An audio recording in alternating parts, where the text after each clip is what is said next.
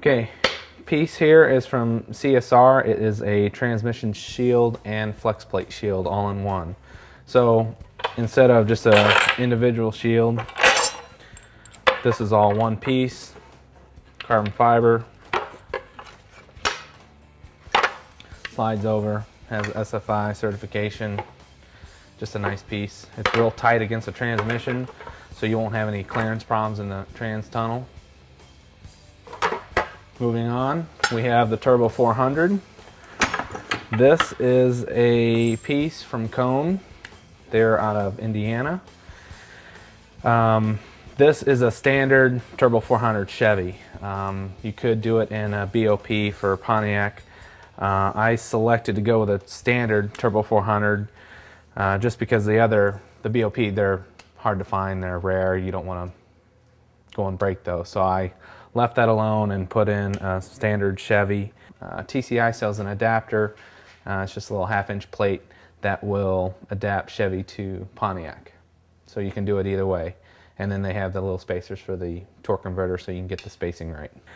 The only modification I did was I had to cut these ears off on both sides. Maybe you should show this side. It's a little nicer. So I sawzall blade one side, it looks nice. The other side I had room, so I used a plasma cutter. So this transmission, obviously with Coan you can get, boy, they have everything from just a street version all the way to crazy 6-second Turbo 400s, power glides. They have just everything you could possibly want. So whatever your power rating is, you call them up and say, this is what I'm doing. This is the weight of the car. This is how much power I'm making. Get me something that works. Converter came from TCI. This is the new, it's a 9.5-inch Pro X. So the Pro X version, you can read about it on their website. They have all new internals in these converters.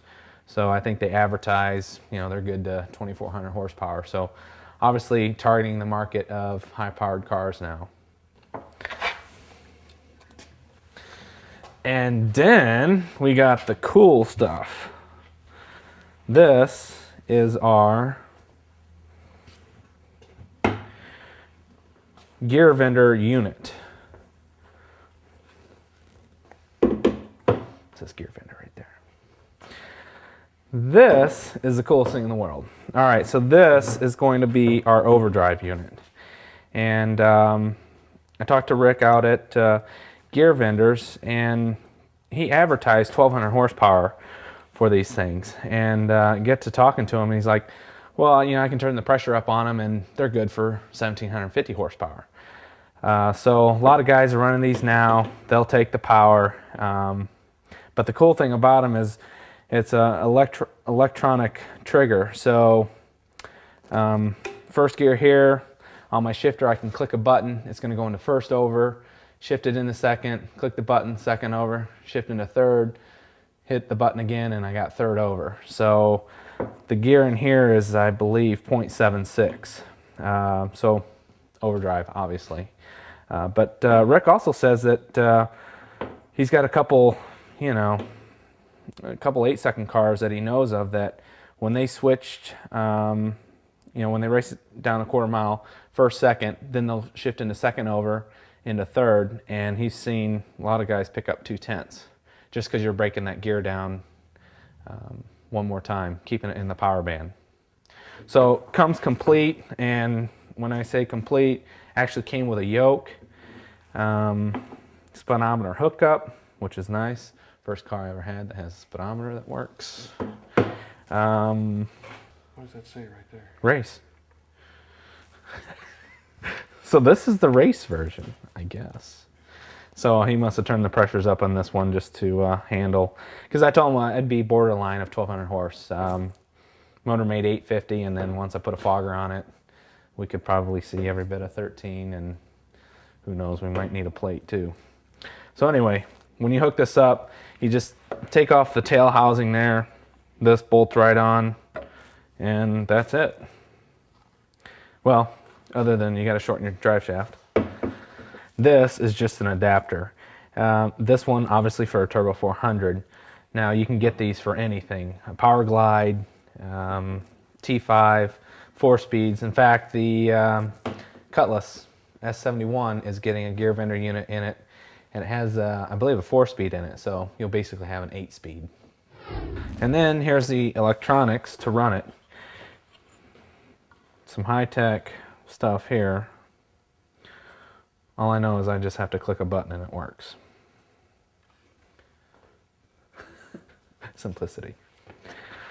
So for fitment, I had to modify the floor just a little bit, and I didn't have to restructure anything or weld anything in. There was just a little piece of C-channel that's right above this where you can't get a wrench on these bolts here. So I just clearanced that just a little bit so I can get a wrench in there, and it fit fine. Cut down the drive shaft, and that's it. Now every application is going to be different, but for second gens it's really easy. I mean, you just have to cut a little bit out and it fits fine.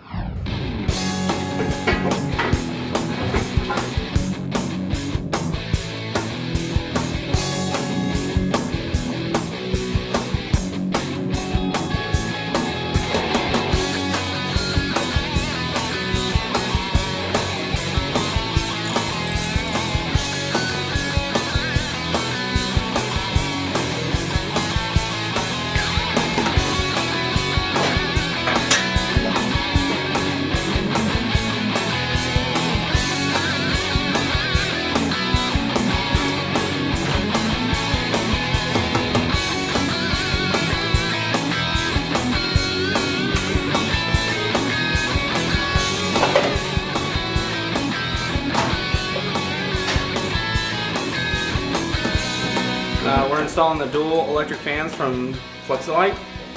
It comes with a controller on it and a sensor. So you can set it at 180 degrees, it kicks on and off by itself. And it installs just that easily. Just like that.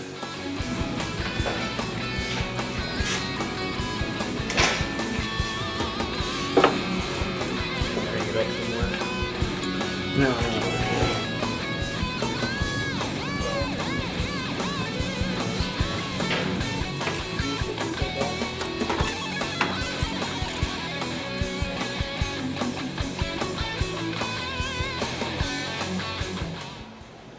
All right, we just got it all back together, so we're going to fire it up for the first time on V8TV.